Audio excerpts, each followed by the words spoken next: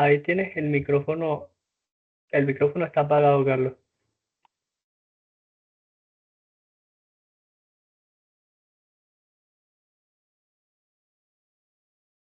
¿Me escuchas? Ahora sí. ¿Tú a mí? Ahora sí, ok, ok. Bueno, ahora sí estamos. Listo, excelente. ¿Cómo Bueno, estás?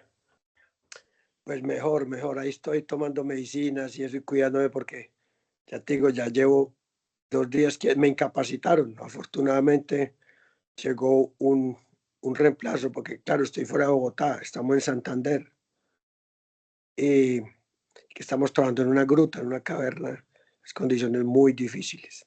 Y ha llovido mucho y eso me jodió un poco, pero bueno. Entonces, avancemos porque ya te digo, porque pues has visto, tengo la voz bastante cansada y Listo. no quiero, Esto más que una entrevista es sí, como una charla. O sea, sabes que, bueno, yo no soy entrevistador ni periodista ni nada por el estilo y uno tampoco está acostumbrado a que lo entrevisten, ¿no? Bueno, en mi caso. exacto, yo tampoco tengo nada. Eh, Bueno, primero, yo te quería preguntar, tú qué haces, qué estudias, de dónde vienes, mejor dicho, perdóname decir la pregunta. oh, ok, no, tranquilo. Yo, bueno, mi nombre es Enrique Pedroso, yo estudié en Santa Marta, en la Unimac, Sí, cine y audiovisuales. ok, Fui alumno de Jessy Vázquez en el tema de sonido. ok, Luego de ahí salí, ahora vivo en Valledupar, sí, junto a mi esposa, que también es realizadora. Tenemos una empresa audiovisual de hace 10 años en la que, bueno, la hemos dejado de un lado porque nos hemos dedicado a la parte de la docencia. ok, Eh, Soy profesor de la Autónoma de Barranquilla. Ahí me dedico a clases de diseño gráfico, pero más que todo enfocado al tema audiovisual, enseñándole a los pelados cómo se hace un corto, la pre, la post. Bueno, lo poco que uno puede dar en 4 meses, porque perdón, sabes que esto es full largo claro, y lo que uno medio les puede enseñar y que ellos hagan un producto audiovisual. Me metí a estudiar una maestría en la UNIR, en la Universidad de La Rioja, España, sí, y nos han mandado a hacer un trabajo final en el que nos dieron tema libre y yo cogí el sonido porque de realizador me dediqué al sonido, ese fue como mi fuerte, estuve en sí, varios rodajes, hicimos una película que de pronto salga este año con Jules Núñez, eh, y estamos en esa. Dejé un poco el lado de la realización. Después de la película decidimos parar juntos sí, los dos con mi esposa porque queríamos buscar como un bebé. Tuvimos una niña y nos dedicamos a ser papá y a ser profesores. Entonces, está qué bien, chiquitica.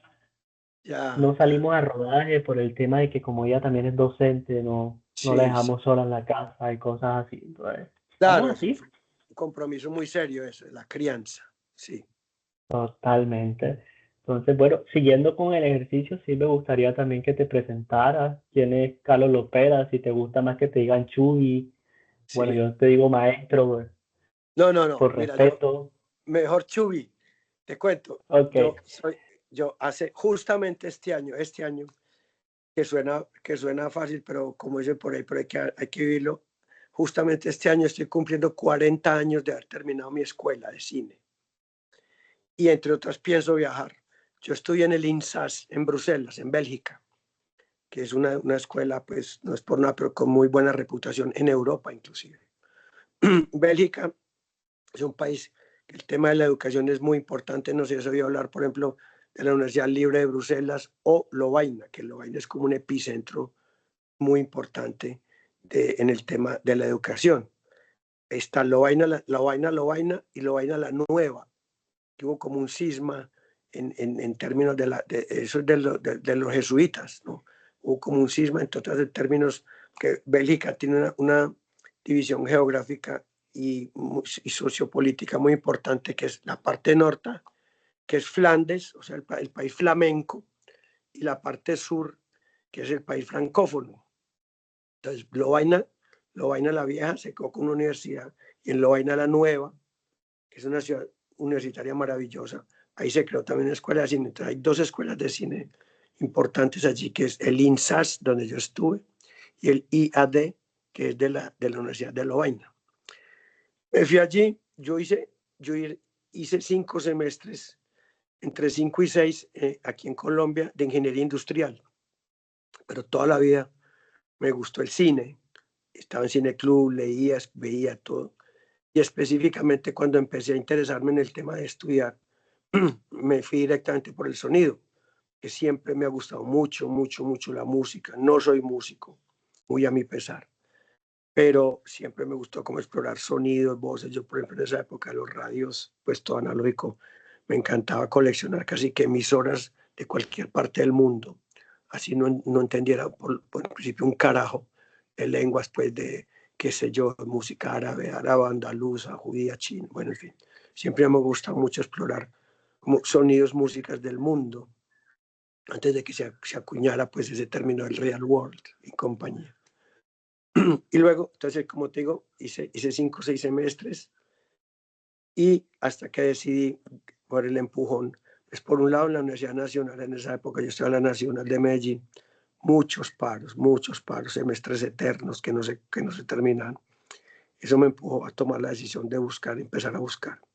Y un primo mío que estudió ingeniería, pero también por otro lado vivió mucho tiempo en Bruselas, y me empezó a enviar información.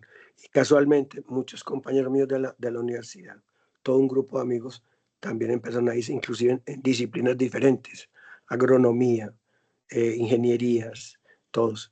Y 3 o 4 sí nos fuimos por el tema del cine y de la fotografía. Entonces ahí armamos un pequeño grupito. Y por eso empezamos a buscar y tomamos la decisión. En esa época yo apliqué y casualmente no miré mucho hacia Estados Unidos, que normalmente, pues lo normal es que uno aquí cerquita en Amo y para Estados Unidos. Y uno sabe que hay muchas escuelas de cine y muchos cursos, ¿no? Inclusive cursos cortos. Yo quería, más allá de irme, quería específicamente a Europa y con el tema del idioma siempre me gustó mucho el francés. Entonces apliqué a Canadá, a la parte francófona de Canadá, a Quebec, y pasé.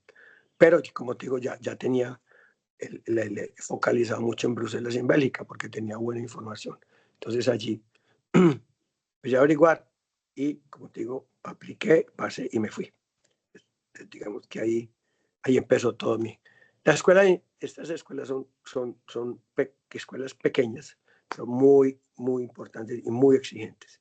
El sistema es que en mi época por lo menos se presentaban, hay un máximo de 400 aspirantes, divididos en 4 secciones, que son como pequeñas facultades, el equivalente a facultades aquí, que tú te inscribes o a sonido o a imagen. Imagen comprende fotografía y cámara. Escribir, montaje y dirección, son 4 secciones, ¿no? Yo iba a sonido. Cada sección admite entonces el número de estudiantes. Nosotros, por ejemplo, sabíamos que solamente de esos 400 pasan 40, o sea, 10 por cada sección. Bastante exigente. Y el sistema de admisión y de examen es muy riguroso porque los exámenes duran un mes prácticamente. Son 14 pruebas a lo largo de septiembre, con los cuales tú tienes que estar ya muy inmerso, pues como el universo del cine. A mí me salvó 2 cosas. Una, que en ese momento mi compañera de vida, mi novia, como lo quieras llamar, con la cual estuvimos juntos 5 años todo el tiempo en Bruselas. Ella se fue un año antes que yo. Estudiaba en la otra escuela de Lovaina. Ella hizo escribir montaje. Y obviamente varios de los profesores, las 2 escuelas son como muy hermanas, si bien tienen de alguna manera orientaciones un poco diferentes, pero digamos básicamente la escuela y varios profesores comparten las escuelas. Yo, pues ya te digo, con ella, y como llegué un tiempo antes, entre otras, para afianzarme bien en francés, yo hice unos cursos en la Alianza y en la universidad, cursos libres, pero cuando llegas a un país de estos, que no es tu lengua materna, pues se da uno cuenta de alguna manera que llega cierto sordo y mudo. Entonces con el día a día y la cotidianidad, pues aprende mucho y sobre todo era fundamental un curso profundo, intenso de francés. Entonces yo llegué casi un año antes, hice una escuela de francés muy buena, todos los días, durante 6 meses, de 7 de la mañana a 1 de la tarde. Era un colegio, era una muy... Y eso me sirvió mucho, obviamente. ¿Por qué? Porque ya te digo, los exámenes tienen una manera muy particular. Todos los exámenes, cualquiera de las 14 pruebas, por ejemplo, un día te entregan una cámara de fotos en el tiempo analógico, te dicen, mire, usted tiene aquí un rollo de 12 fotos a las 8 de la mañana, tiene plazo hasta las 5 de la tarde, usted va y nos trae una historia en 12 fotos. Hay que saber tener un, no sé, de una historia, de unos planos, es decir, en la misma escuela te desarrollan el rollo y al día siguiente te citan a un salón, te encierras durante 2 o 3 horas con 3 profesores. Te dicen, cuéntenos cuál es su historia y te empiezan a bombardear con preguntas. Obviamente, te dicen, tranquilo, si usted no sabe francés, puede hablar en inglés. Ah, ahí está la primera trampa. ¿Por qué? Porque si tú pasas los exámenes, inmediatamente el día después de que te dan los resultados, empieza la escuela. En ese momento, y te asimilan como un estudiante belga más. Tú puedes ser chino, colombiano, ¿verdad? Y todo es en francés. Entonces quiere decir que si la personita que hace 24 horas no sabía hablar francés, pero en paso ya todo el mundo sabe, los profesores, que tú no sabes francés. Entonces ahí estaba el primer filtro. Obviamente yo sabía francés y no me da ninguna dificultad. Después de un año de ir allí, yo ya sabía francés. Obviamente, pues ya con las limitaciones que tienes como extranjero, ¿cierto? Pero bueno, entonces ya te digo, son 14 pruebas, entonces hay que saber bien. Y hay pruebas generales y hay pruebas específicas, en mi caso, de sonido. Por ejemplo, te dicen lo mismo, divídanse en grupos de a 3, te entregan una nagra, en esa época, una nagra y un micrófono. Dice, por ejemplo, tiene media hora para que construya una historia de 3 minutos, en donde usted tiene que destacar los 3 planos sonoros. Si tú estás virgen en eso, perdiste. Si estás virgen en el tema, obviamente yo ya sabía, pues es decir, por mi compañera de época ya había investigado, hablado, en fin. Y obviamente con 3 compañeros de una escuela y la grabas tú mismo, coges el micrófono en la mano, es decir, de una manera burda, pero en fin, construir una historia de 3 minutos en el que tienes que destacar los 3 planos. Al otro día siguiente, lo mismo. Vuelven y te encierras con otros 3 profesores y te bombardean con preguntas. O sea, esos son exámenes muy rigurosos. Lo mismo en todo. Por ejemplo, una noche me dijeron, te entregan un boleto de teatro a cualquiera de las salas de Bruselas. Digo, vaya para teatro, listo. Luego te citan, lo mismo, con 3 profesores. Te bombardean, son pruebas muy exigentes. Total que pasamos 10. Y luego al final solamente terminamos 6. O sea, de cada sección es un promedio de cada 10 estudiantes llegan al final 5 o 6 máximo. Es un filtro muy poderoso. Pero es una experiencia muy, muy, muy, pues sobre todo que todavía para mí sigue existiendo en este momento, sobre todo como el rigor que debe tener un set, el rigor que tienes que tener con tu trabajo. El solo hecho, por ejemplo, el detalles mínimos como el ser puntual, de llegar puntual a una cita, a un rodaje, a un tema. Es decir, hay un montón de, lo que yo digo cada rato, sobre todo a los pelados, a los chicos con los que yo trabajo, y es decir, usted puede tener afuera un camión lleno de grabadoras y de micrófonos, y eso no te hace un profesional, que es lo que crea ahora mucha gente, pues con este advenimiento pues, del cine digital, de los juguetes, que obviamente cada vez todo está al servicio de todo, pero que a veces la gente piensa que eso es tener el último juguete, pues con eso vas a ser el mejor fotógrafo, ¿me entiendes? Y que a veces es un poco pretencioso con eso, de que yo sé mucho, y muchas veces es como en la cotidianidad, en el día a día, como de cada rodaje, yo digo que cada rodaje te enseña lo que hay que hacer y lo que no hay que hacer, y la magnitud, y que ningún rodaje es igual a otro, sobre todo ahora con el tema de estas plataformas que son pues proyectos grandes, complicados, de un montón de gente. El solo hecho de la convivencia en un set por ejemplo, en este momento yo estoy fácilmente un día a día con 150, 200 personas, ¿cierto? Entonces, todos los días hay como una cantidad de retos y enseñanzas, ¿cierto? Entonces, básicamente ese es como el resumen, pues digamos, así a grandes rasgos de lo que yo he hecho hasta hoy. Ok, Chuy, ¿has tenido la oportunidad también de dictar clases o ser profesor en alguna universidad o en Sí, cualquier institución? sí, como te digo, muy a mi pesar lo he dejado porque a mí no me gusta quedar mal, como si tú me dices, no, listo, sí, por decir, sí, sí, tranquilo que el 18 al 20 de julio podemos hacer cosas. Entonces, si a mí me sale un proyecto de estos, ¿me entiendes? Para mí es muy difícil comprometerme y generalmente, por ejemplo, más de una vez me han llamado, inclusive para ser casi que profesor fijo, por ejemplo, ahí en el Magdalena, en Bogotá, en la Javeriana, en Medellín, en la Bolivariana. Yo lo que he hecho son talleres cortos, di tú de una semana y media, intensos. Pero hace rato no lo hago por eso, porque casi siempre tengo cosas en remojo. Entonces, ya te digo, no me gusta quedar mal ni comprometerme tranquilamente, pero obviamente que sí. Y me parece muy importante el tema de la docencia o más que allá de la docencia, pues el hecho como de conversar, charlar y compartir justamente con personas que están iniciando o con ganas de iniciar pues este tema del audiovisual y en mi caso específico pues del sonido. Pero sí lo he hecho, sí lo he hecho. Aparte de estudiar en Europa, ¿estudiaste acá en Colombia o tu formación No, siempre fue de allá? mira, yo estoy en Europa. Luego, como digo, yo trabajé 3 años en Medellín. Luego me fui para Bogotá. Lo que pasa es que yo trabajé casi 9 años, 8 años con la televisión española, pues la televisión oficial, en Bogotá, que hay una corresponsalía, porque televisión española, aquí en América Latina tiene 3 corresponsalías, una en Buenos Aires, otra en Bogotá y otra en Ciudad de México. Y yo trabajé 8 años con ellos. En ese tiempo también apliqué a una beca, una Reina Sofía, una Ibermedia. Estuve 3 meses en Madrid en un curso, que fue más como alrededor de televisión española, unos cursos generales como realización y de reportería, ¿cierto?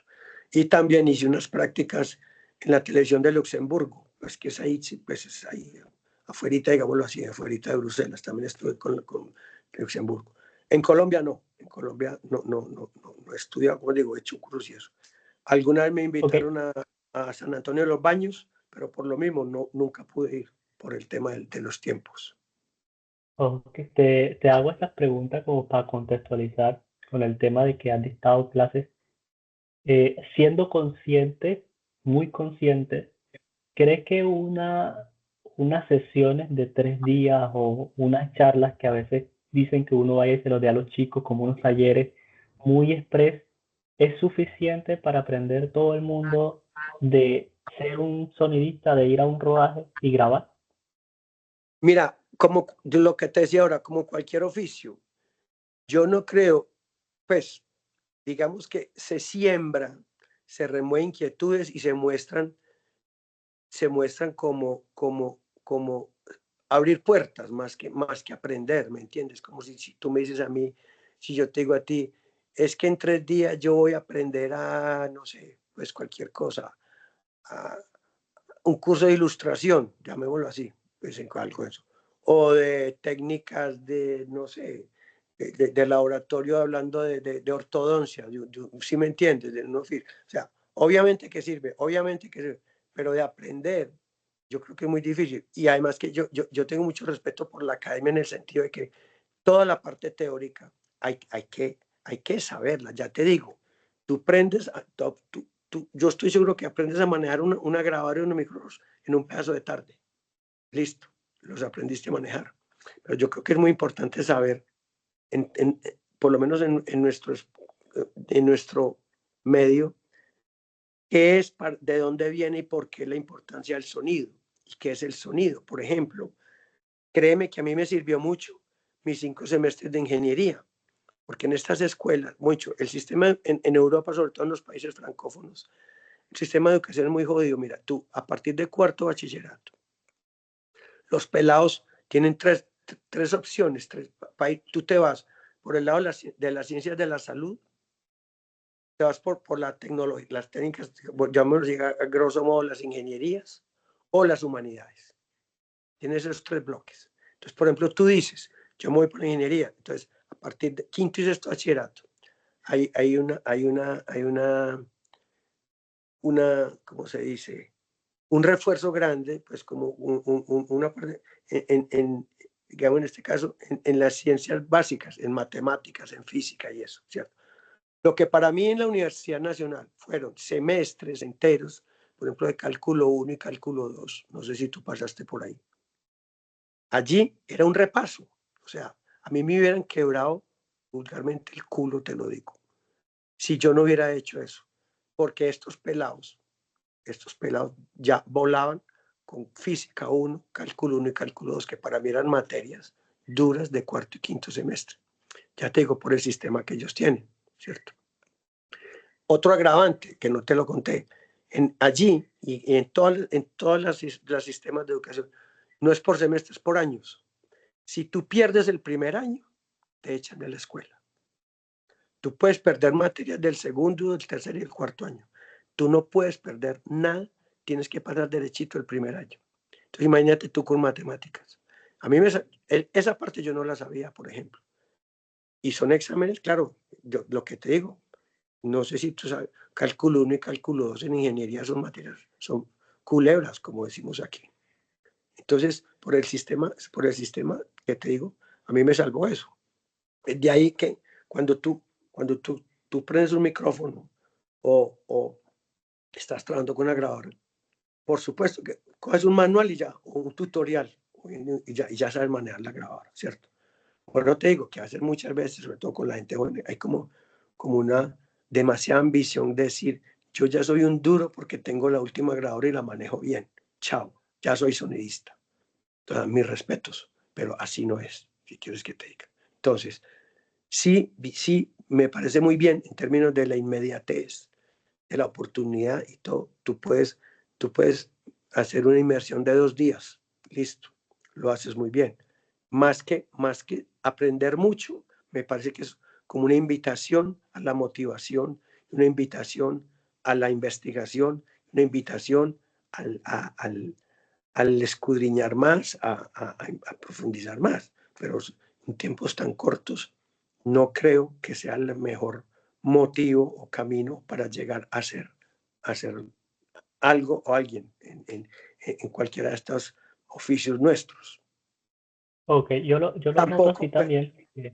tampoco Dale, dale, quiere sí. decir que, tampoco quiere decir que te tienes que clavar 5 años, pues, o sea, no, pero no son 2 días. Y la otra cosa es que más allá de la escuela, el día a día, la escuela real está en esto que hacemos todos los días, en, en el ajo, en el ajo y el reto que te supone el día a día de un rodaje. Y tú sabes que hay ficción, que hay documental, que hay reality, o sea, todo el abanico que hay ahora y sobre todo con las nuevas tecnologías y con los pequeños formatos, porque claro, ahora en día pues estamos haciendo pelis con un iPhone, ¿sí me entiendes? Y que todos los, o sea, pero justamente a nombre de ese tipo de equipos ligeros, de equipos fáciles de manejar, es que suponemos que también que es más fácil todo y que no las sabemos todas. Y yo creo, pues yo pienso lo contrario, ¿cierto? Que por otro hablo yo como del rigor con que hay que actuar y manejar, pues tanto los equipos como las instancias y las situaciones y los géneros. Totalmente. Chuy, en estos 5 años de la academia, todas las clases fueron dedicadas a sonido como tal, ya que era por No, decirlo, un bloque, o no, había cosas audiovisuales. sí, no, como te digo, es todo, o sea, es una escuela de cine, es una escuela de cine. Por ejemplo, Ok. el primer año se llama tronco común y justamente todos estamos con todos y hay de todo. Clases desde la historia del cine, pasando por fotografía, por montaje, todo, todo, todo, todo. Salvo, además es muy interesante, como te digo, a diferencia de aquí que tú en la universidad sabes todos los días de 8 a 10 vas a tener filosofía, a las 10 matemáticas, o sea, siempre es un horario justo. En cambio allí, por ahí cada 2 o 3 semanas te afichan pues en una gran cartelera, casi como un plan de rodaje para las próximas 3 semanas. Y siempre se cabalgan entre tablero, full tablero y trabajo de campo. O sea, eso es otra cosa bonita. Por lo que digo, se va mezclando. No todo es tablero y no todo es calle. Entonces a veces te metes 3 semanas, tablero, tablero, tablero, y de pronto te vas y hasta dentro de un mes no vuelves a los salones. Estás en rodajes en estudio. En esa época nosotros teníamos ejercicios en cine, o sea, te estoy hablando de 16 milímetros y de video. Te estoy hablando de televisión o de ficción. Te estoy hablando de documental o de reporte, o sea, todos los géneros posibles. Y siempre mezclado. Y como te digo, nunca un horario igual. Todos los 4 años fueron así, cabalgando entre una cosa y otra, y entre teoría y práctica. Y la otra cosa interesante es que allí el 90% de los profesores eran personas que estaban totalmente activas en la profesión.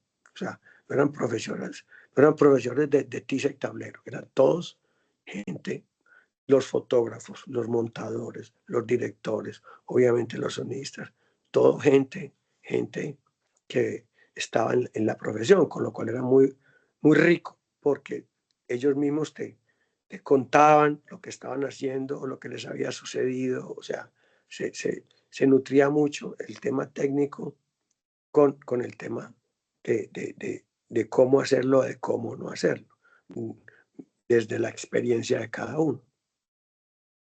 Ok. Cuando terminaste tus estudios y regresaste a Colombia, ¿con qué panorama te encontraste? Que Bueno, digamos, listo, uno viene con la ese es otro, ilusión sí, de estar. mira, ese es otro en mi caso personal. Mucha gente dice, me voy y a lo mejor si puedo me quedo. Es chévere, me voy a quedar. Sobre todo con ahora, pues con todo el tema de las migraciones, a las buenas o a las malas, hay mucha migración, todo el mundo. Yo tenía muy claro que quería vivir, tuve una experiencia divina, lo adoro, pues yo tenía muy claro que yo me quería volver.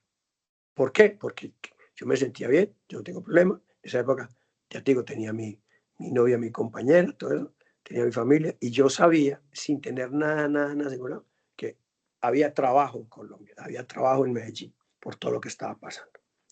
Y, y tácitamente, también jugó a mi favor, porque quieras o no, la competencia ya es muy dura. Es decir, allá obviamente hay mucha producción de gorras, pero también cada vez hay mucho más gente. Cuando tú a tus 6 compañeros les dices, es que yo también me voy a quedar, de una vez estás diciendo, yo automáticamente voy a entrar a hacer competencia para mis compañeros, ¿me entiendes? Con todos son todos mis amigos y todo, pero lo que te digo, tácitamente, eso de alguna manera, o con los mismos profesores, eso prende algunas alarmas, ¿cierto? En cambio, yo todo el mundo decía, yo quiero esto, lo adoro, viví feliz, pero yo no tengo ningún interés en quedarme aquí. Y eso también, de alguna manera, me, me, me abrió, si no me abrió puertas, me tranquilizó con respecto a mi entorno. Inclusive los profesores, la medida en que avanzas, ellos mismos te proponen cosas. Yo hice otros trabajos, por ejemplo, en publicidad hice varios, hice con un profesor que me invitó a que yo le hiciera la percha a un documental. Ellos mismos te van dando posibilidades. Y si uno quisiera, en esa época por lo menos para mí era muy fácil haberme quedado, muy fácil, muy. Y ya te digo, no lo hice, nunca me lo planteé. Y porque yo en lo personal, y más ahora fíjate cómo está el tema de las migraciones, cómo está Europa, entonces yo digo, porque tengo experiencias, cuando tú estás a ir afuera, uno, por bien que estés, siempre vas a tener un murito. O sea, tienes que decir, vas a ser extranjero el resto de tu vida, estés donde estés. Y más como está el mundo ahora, ¿me entiendes? Digo, rico ir, rico pasear, rico todo eso. Y ya te digo, pues gracias a mi trabajo y sobre todo cuando estaba con Televisión Española, pues nos pone creo que he viajado bastante, he chuleado bastantes países. Pero cada vez que haces algo digo, no, en ningún caso, ay, ¿por qué no te vas? O sea, digo, no, gracias. Solamente por ese hecho. Porque yo sé la condición de ser extranjero. El resto de tu vida, no. Yo no lo veo tan fácil. Yo, por bien que estés. Ahora, yo no me imagino la gente que tiene que irse por A, B, C o D circunstancias. O sea, mis respetos y verdad que me produce algo porque de alguna manera, ya te digo, por este mismo trabajo, por reportajes, por documentales, porque he estado muy de cerquita a historias muy, muy heavies. No me imagino yo un minuto, como te digo, mi condición de extranjero. Ok. Listo, llegas a Colombia, te pones a trabajar con la televisión española, pero ¿y en qué momento Chuy entra a su primer rodaje netamente cinematográfico en Colombia? Bueno, uno, claro, llegas con la ilusión, después de una escuela de cine, que solamente es hacer cine y todo eso. Bueno, la primera estrella, yo tuve la suerte en Medellín cuando llegué, de rápidamente conocí pues a Víctor Gaviria y a su combo, por eso son con amigos comunes de todo. Y en esa época me tocó una experiencia muy linda. Inclusive todavía, creo que fue la primera o segunda esquina de vacaciones. En ese momento iban a inaugurar Teleantioquia y justamente le encargaron a Víctor que hiciera una película para la inauguración de Teleantioquia. Entonces, o sea, en formato de video, en esa época, pues 3/4, cargando las grabadoras, se sacan los ladrillos, y se hizo. Es una historia muy linda, yo creo que se puede ver en YouTube, que llamaba Que pase el aserrador. Si la buscas, Que pase el aserrador. Un cuento costumbrista, muy lindo, una historia, y obviamente contada y escrita desde los ojos de Víctor, que eso es un trabajo muy lindo. Lo hicimos obviamente con las uñas, creo que solamente como 15 días de rodaje. Y ahí yo me sentí obviamente en mi salsa, pues llegué justamente porque mi ex de esa época, ella fue la script. Entonces trabajamos de una manera rica, rica, rica. Entonces a partir de ahí, y luego llegué a trabajar con una productora de Medellín, yo trabajé 3 años en Medellín, era Iris Producciones, y también hice muchas cosas muy ricas porque me dieron plena libertad pues como de trabajar como bien, sobre todo en reportajes y en documentales, que es un género que más allá de la ficción pues que me gusta demasiado, sobre todo el documental. Entonces me sentí muy a gusto.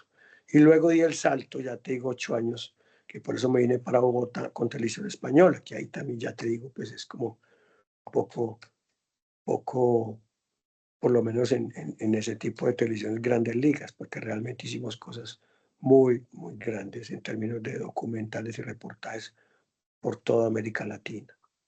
Y luego, después de esos 8 años, yo empecé, como te digo, cuando yo tenía vacaciones o excedencias y eso, empecé a hacer vainas freelance con amigos que estaban en eso. Entonces, lo primero que yo hice, creo que fue, si no mal no recuerdo, hubo 3 series que se hicieron en esa época con audiovisuales, que inclusive son guiones de García Márquez, también las puedes buscar en YouTube, que llaman Bituima, El alma del maíz y Amores difíciles. Entre otras, uno de esos cortos, de esas historias, las dirigió Heriberto Fiorillo. No sé si tú conoces a Heriberto Fiorillo, que es que es escritor, periodista y realizador de Barranquilla de la Costa. Son historias muy lindas, rodadas en 16 milímetros.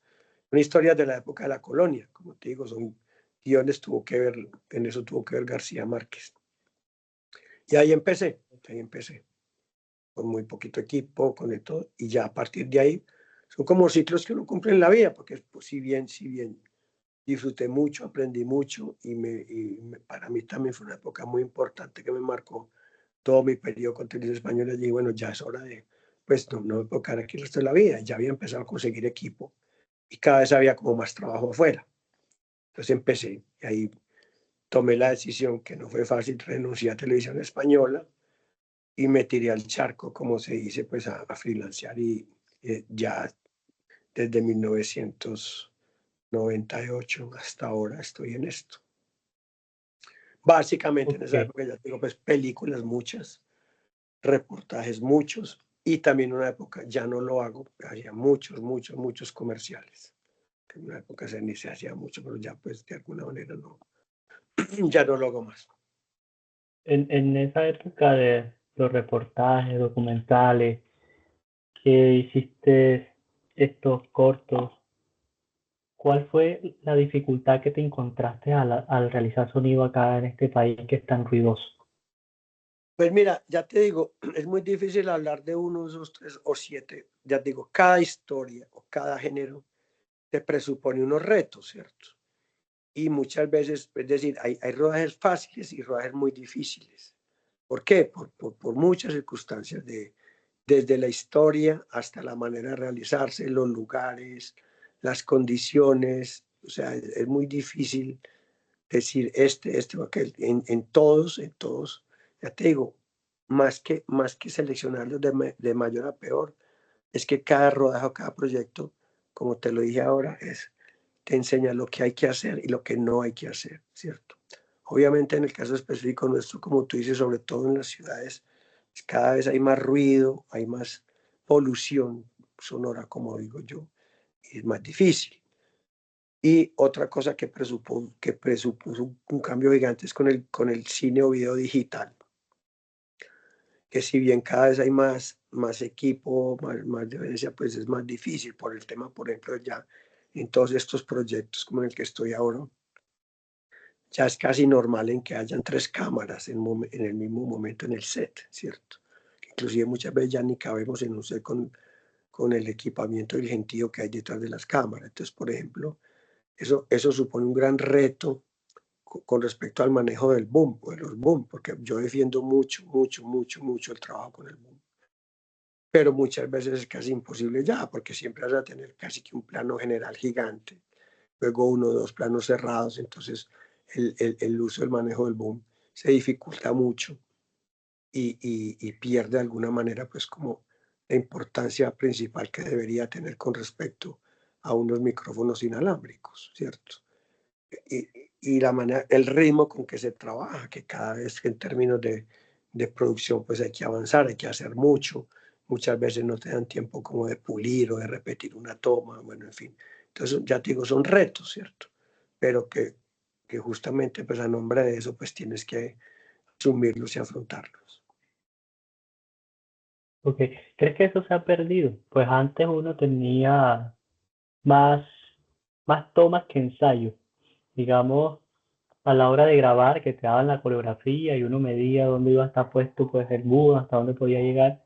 Ahora es como más de inmediato, menos ensayo, vámonos a grabar, pero hay Exacto. menos tomas. Hay muchas tomas, pero menos ensayos. ¿Crees que eso ha dificultado un poco la captura por la repetición de los actores que llegan cansados ya a esa última toma y ya no dicen el diálogo como deberían decirlo? ¿O que se le ha quitado esa espacialidad al sonido y ahora con los micrófonos de solapa que todos lo escuchamos presente, ha cambiado un poco la manera de capturar? Sí, sí, lo que yo te digo, a nombre pues como de los esquemas de producción y con el cine digital, porque por ejemplo en la época en que tú hacías esto en cine, tú no te podías tirar 10 tomas, se ensayaba mucho y se tiraban dos o tres tomas máximas. Ahora es lo contrario, pues tener discos duros de todas las telas que quieras, entonces hagámosle, ¿cierto? Y obviamente pues se pierde pues como esa, lo que te digo yo, que no hay mucho tiempo de pulir. Entonces, y lo mismo, a mí me va que es bastante exigente para los actores, lo que tú dices, lo del cansancio físico, al final de una escena o de un día. Y esa es otra, que ya prácticamente todos son planos secuencias, es decir, se hace todo, ya no se decortica por plan, vamos a este pedazo, no, ya todos son, así haya tres cámaras, son tres o cuatro setups, y al final te encuentras con escena con 15 planos. ¿Por qué? Porque se hicieron todos así. Eso ha cambiado mucho, ¿cierto? Y en detrimento, pues ya te digo, como de la, de la finura o del pulir, muchas veces no te dan tiempo.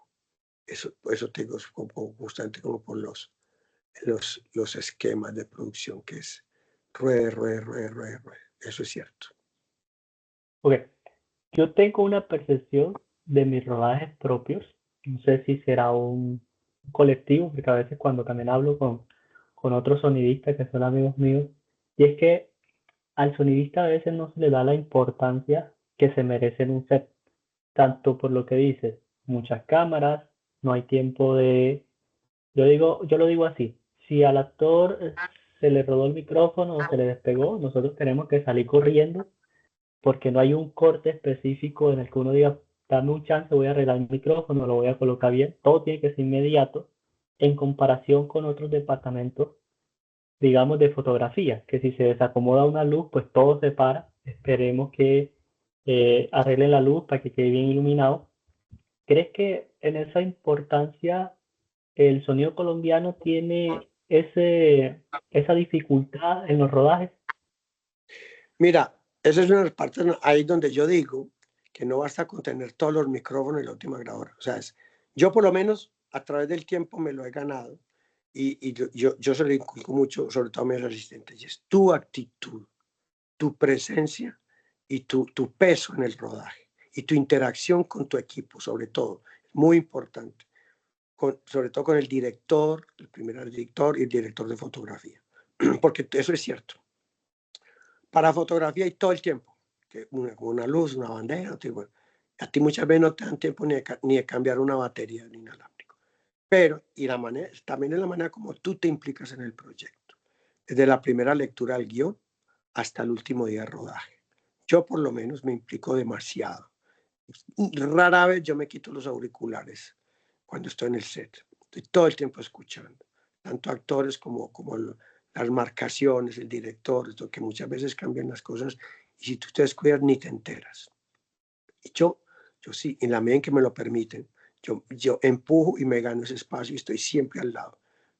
Casi que a nivel, casi no, y así tiene que ser. Tú tienes que estar a nivel del director de fotografía, porque justamente es a ese momento de escuchar, de insistir, de repetir, de implicarte. Y entonces ahí es donde yo digo, hasta dónde eres profesional o no, y hasta dónde tú mismo te ganas o no un peso específico dentro de ese cuerpo que toma decisiones y que escucha y que hace y que rueda en un rodaje, en un equipo, ¿me entiendes?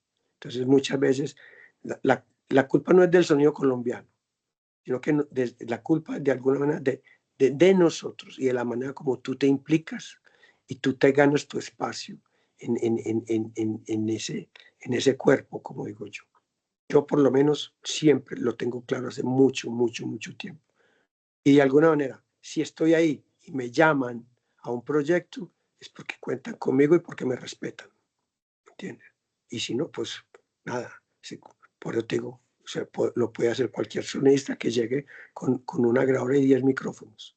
Entonces digo, si a mí me llaman es porque es por eso, más allá de, entonces es la manera como tú te implicas y como tú defiendes ese espacio tuyo.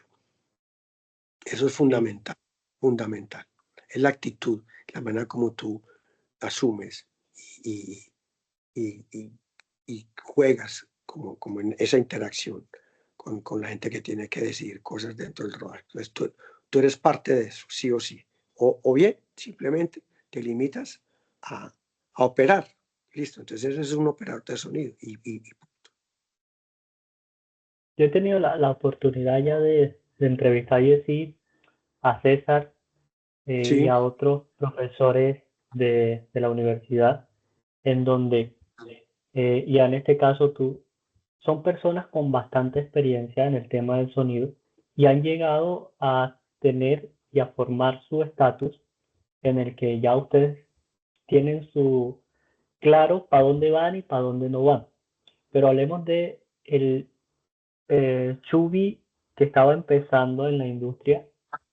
Sí hubo roces o sentías que a veces solamente cogían al sonido como un operador, como que no tenías voz o mando en las decisiones, aunque se supone que desde el guión debemos estar implicados. Yo siento que muchas veces contratan un sonidista y ve a grabar, vamos a grabar en tal lado, pero no te hacen parte de una propuesta sonora, de decir, bueno, esto se puede hacer de tal manera o tal manera, y lo ven simplemente como eso. Tú eres un operador que va al set de rodaje, captura el sonido, tiene que quedar bonito y entregarme el material y chao. Entonces, ¿te pasó no, alguna vez que no, tuvieras mira, algunas cosas? te entiendo, te entiendo. Yo afortunadamente, o te digo, gracias a mi temperamento general, yo no suelo quedarme callado y no suelo decir, sí señor, o sea, como dicen aquí que yo detesto esa frase que yo haga caso, yo hago caso, o sea, yo hago caso, olvídese. Es decir, no se trata de tropelear, pero nunca fui un convidado de piedra, pues como dice, usted va a hacer esto, play rec, entréguenos la tarjeta y chao. O sea, no. Desde que yo llegué, desde que estoy en esto, y ya te digo, y generalmente siempre he tenido muy buenas relaciones, casi que somos amigos con la mayoría de los directores que yo trabajo. Y a través del tiempo, pues ya conoces a mucha gente. Lo mismo con los actores, los productores. O sea, es una cuestión también como de, a través del tiempo, tú te vas haciendo a un nombre y ya te digo, ese es un trabajo del día a día, te dan experiencias, que es la mejor escuela, ¿cierto? Entonces, no te puedo decir de un trabajo específico que se, en general, desde que llegué, he tenido la buena fortuna, pero también la tenacidad de, ya te digo, de ganarme un espacio en ese cuerpo de personas que son, las que dirigen, las que llevan el timón, digámoslo así, en el que tú tienes que participar, en el que tú tienes una responsabilidad y que la idea es, yo digo una cosa, yo no hago sonido de 500 pesos ni de 1000 pesos, yo hago sonido y trato de hacerlo bien. Y con el mismo equipo, es que Caro, no, es que este es un proyecto pequeño, esto es de bajo presupuesto. O sea, eso es mentira, porque cualquier cosa que tú puedes terminar mañana, no sé, en Hong Kong o en Finlandia, o sea, ¿me entiendes? Entonces, no hay proyectos de bajo presupuesto, que por cierto son los más peligrosos, que son los más difíciles, no hay plata para nada, no hay alimentación, no hay nada, y te cascan.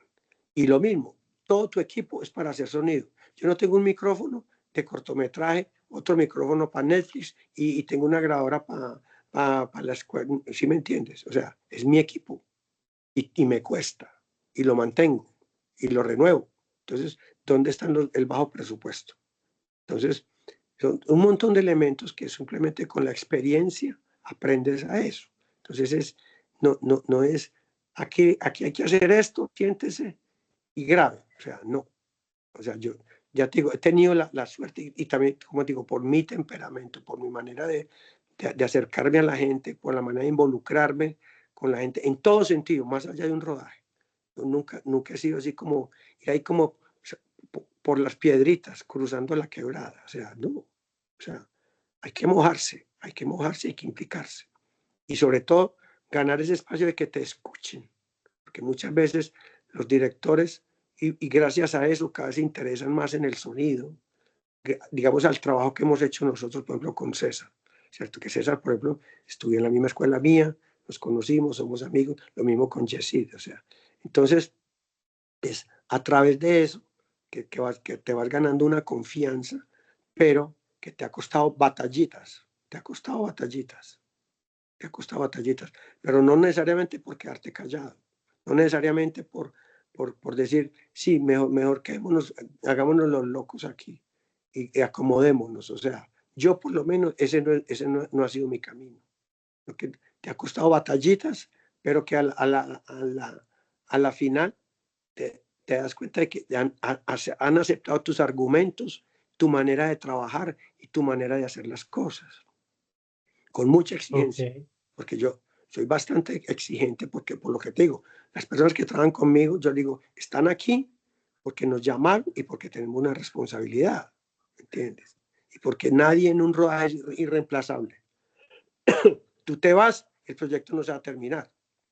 A los 10 minutos hay otra persona.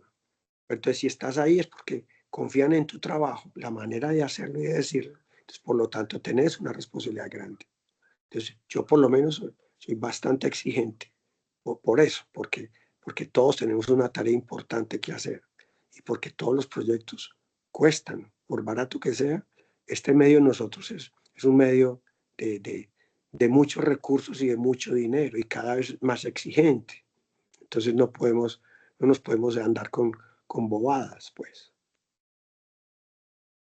Luis, en esos términos, ¿cómo, cómo ves tú que en los proyectos, eh, teniendo la importancia que tiene el sonido en una película, porque hace poco leí una frase que decía que llamaban y lo primero que decían, no, es que el sonido en esta película es muy importante. Y la respuesta era, ¿en cuál película no? es importante el sonido. Entonces, en esa importancia, al momento de negociar con las productoras, ¿por qué crees que existe como esa, a ver, encuentro las palabras correctas, ese desmérito por pagarle menos a la persona que va a hacer sonido y no pagarle su tarifa normal? Es decir, Pues, siempre están pues buscando porque, como esa rebaja. pues en parte le digo yo como en todo, por esa malicia indígena pues de los colombianos, ¿cierto? Que los mismos productores siempre quieren tener, obviamente, pues en la medida en que les quede más dinero, pues mejor para ellos. Y por lo que tú dices, porque de alguna manera ha habido como hay como unas castas, ¿cierto? Entonces, obviamente, su majestad es la imagen, como digo yo. Pero obviamente, si hablamos de audiovisual, ¿qué pasa con la parte de audio? Yo creo que eso ha cambiado, ha cambiado. Nos falta mucho terreno por recorrer, pero gracias, como os digo, a todo lo que hemos tratado nosotros con la asociación y eso, como de tratar de establecer como unas tarifas y unas condiciones de trabajo, porque más allá de las tarifas está el tema de las condiciones como más respetuosas y más coherentes con la responsabilidad, por un lado, y segundo, con el tema de los equipos, porque cada vez, sin darte cuenta, te están exigiendo más equipos, ¿cierto? Que hoy en día, es decir, antes, no sé, tú con una grabadora y tres micrófonos ya tenías un muy buen equipo para trabajar, ahora no. Yo, por ejemplo, en este momento, uno con escenas corales de 10 y 12 actores, con tres cámaras, o sea, si no tienes un equipo suficiente para eso, pues chao, perdiste, ¿cierto? Entonces, obviamente, cada vez hay que hacer más inversión en equipos y cada vez la responsabilidad es más grande. Entonces, en esa medida, pues se ha, se ha venido tomando conciencia, pues que pues, también tienes derecho a exigir una mejor remuneración, ¿cierto? Y con respecto, por ejemplo, a la gente de imagen, que hay un abismo muy grande todavía, pero digamos que cada vez más afortunadamente, y gracias al trabajo con estas plataformas, que se ha internacionalizado un poco, pues ha ido mejorando. Falta mucho, pero creo que lo que estamos logrando está bien, ¿cierto?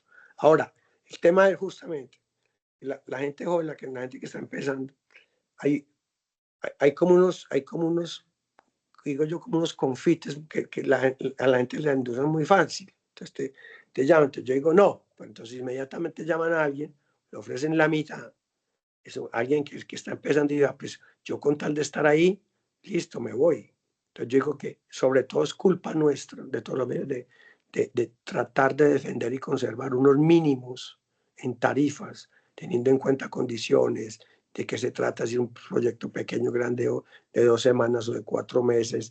Sí, hay variables, ¿cierto?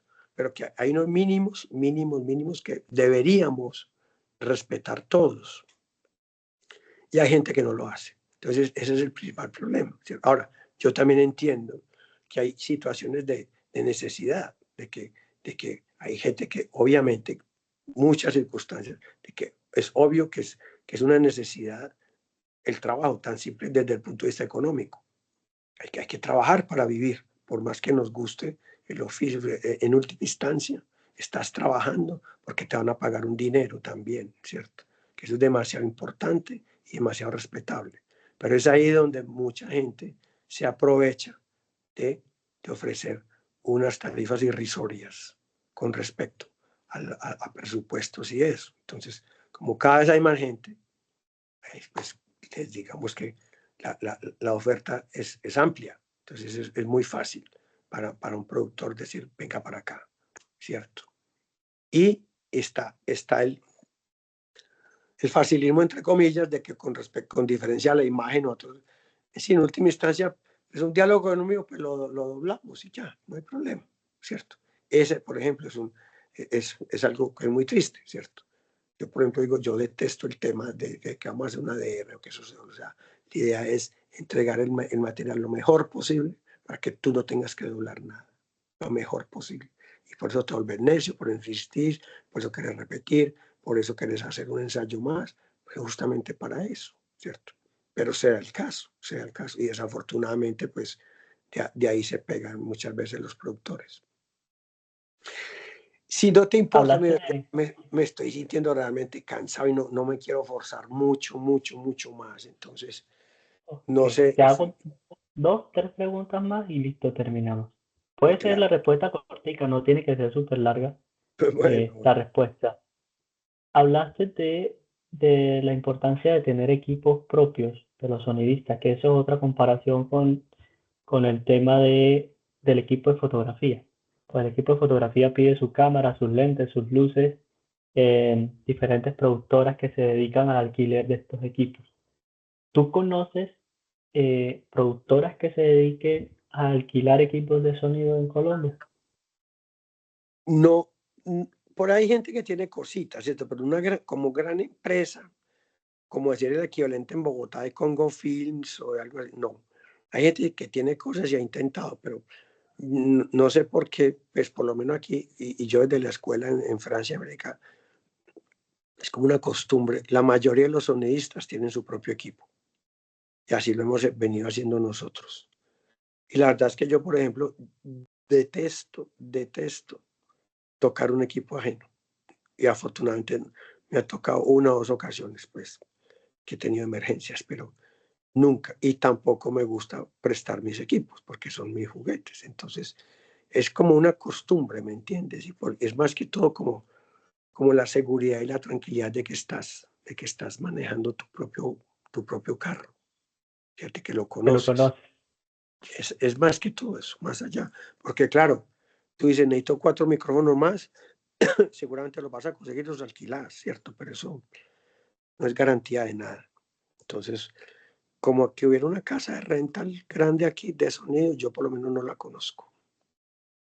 Porque cuando te tocó conseguirlos, ¿se los pediste a un amigo? ¿Fuiste a algo puntual que sabía que tenías esos micrófonos o esa grabadora que necesitabas utilizar? Antes aquí hacía mucho, mucho, mucho. En Bogotá había una empresa que sí era así grande, llamaba Inca Sonidos. Inca Sonidos.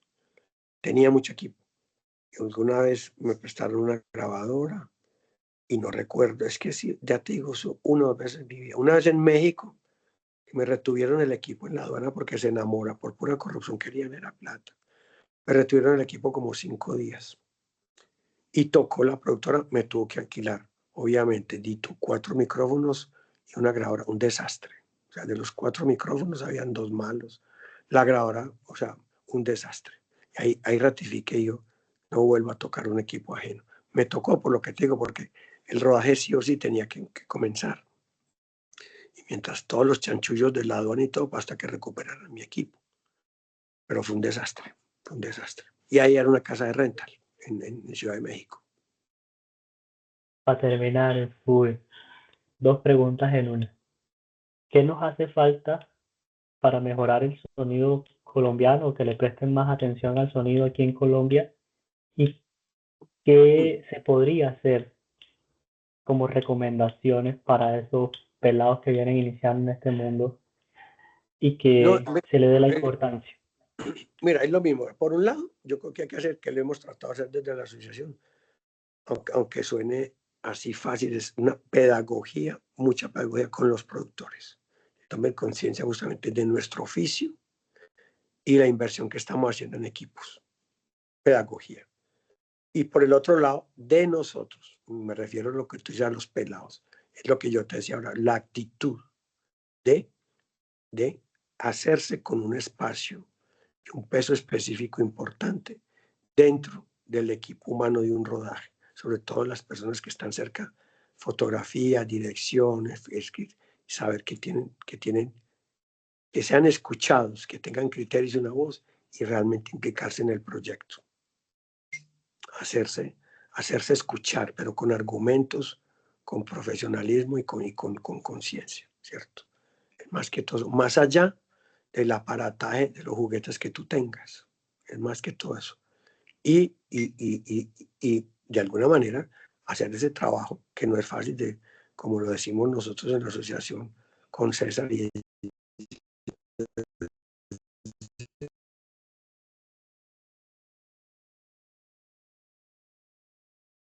¿Crees que dentro de la academia nos hace falta mejorar?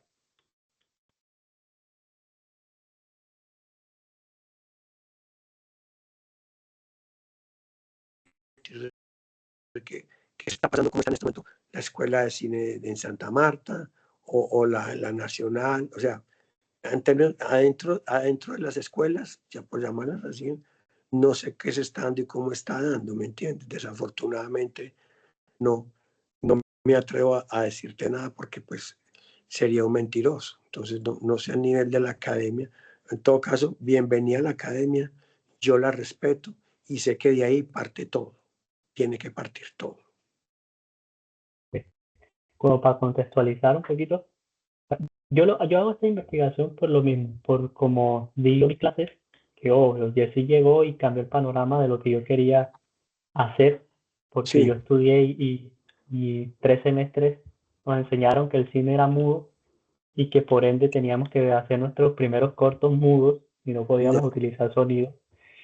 Y después llegó Jesse con la clase de sonido, que se lo he dicho, faltó muchas cosas por aprender, pues entiendo que en unas clases de 3 meses que nos veíamos 2 veces al mes no es suficiente como para profundizar mucho.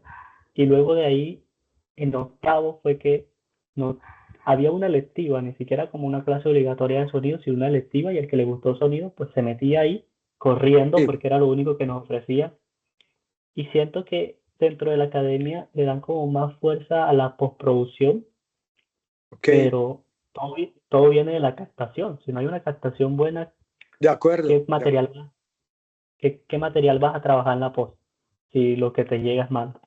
Entonces, ese es como el panorama que siento que hay.